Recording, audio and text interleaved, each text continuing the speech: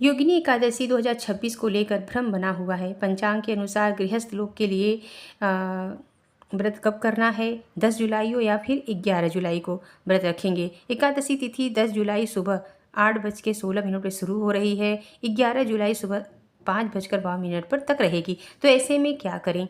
तो दोस्तों, ऐसे में हमें यह बात जानना है कि जैसे हमारे घर की परंपरा हो, जो हमारे जिस देश में हम रहते हो वहाँ जैसा होता हो, हमें वैसा करना चाहिए। लेकिन अगर हम कहें, हमारी माने तो हम लोग 11 जुलाई को ही व्रत करेंगे और 12 को पारण करेंगे, क्योंकि हम 11 जुलाई को ही व्रत करेंगे, यह उत्तम है। तो एकादशी का दिन हिंदू धर्म में सबसे शुभ दिनों में से एक माना जाता है। यह भगवान विष्णु की पूजा और व्रत के लिए समर्पित होता है।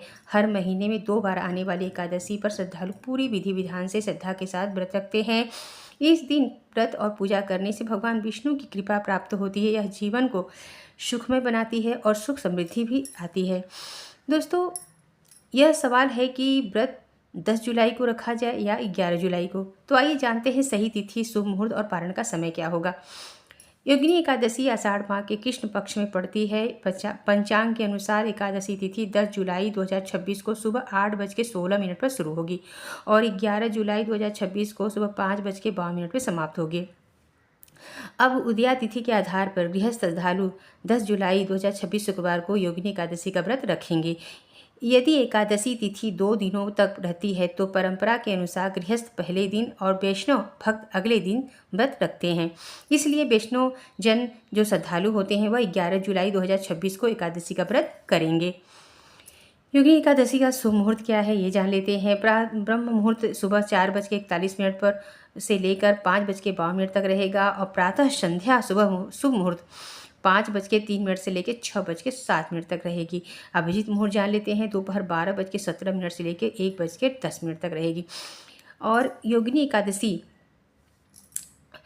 एकादशी का जो व्रत है वह हमें 11 जुलाई को ही करना चाहिए। 11 जुलाई को ही व्रत करना सबसे शुभ माना जाएगा। अगर हम 11 जुलाई को व्रत करते हैं तो हमें व्रत का उद्यापन सुबह 5:36 से लेके 8 बजे के अंदर व्रत का पारण करना है। लेकिन अगर आप 10 तारीख को व्रत रखते हैं तो 11 जुलाई को 2026 को दोपहर 2:03 से लेकर शाम को 4:42 तक पारण किया जाएगा। 2 बजे के बाद ही पारण होगा, यह जान लीजिए। जो लोग 10 तारीख को व्रत रखेंगे वह 11 तारीख को 2 बजे के बाद ही व्रत का पारण करेंगे और जो लोग 11 तारीख को व्रत करेंगे वो 12 जुलाई को सुबह 5:36 से लेकर 8 बजे के अंदर पारण कर लेंगे। तो यह हो गई व्रत का, आप कन्फ्यूजन सब खत्म हो गया। तो इस व्रत में हमें एक बात का ध्यान रखना है कि दशमी का भी पालन करना चाहिए। दशमी के दिन हमें चावल एकदम इस्तेमाल नहीं करना चाहिए। मसूर का दाल, बैगन, यह बिल्कुल ही हमें वर्जित है, नहीं लेना चाहिए। और दूसरे दिन हमें व्रत करना है और द्वादशी इस दिन हमें चावल से ही पारण करना होता है।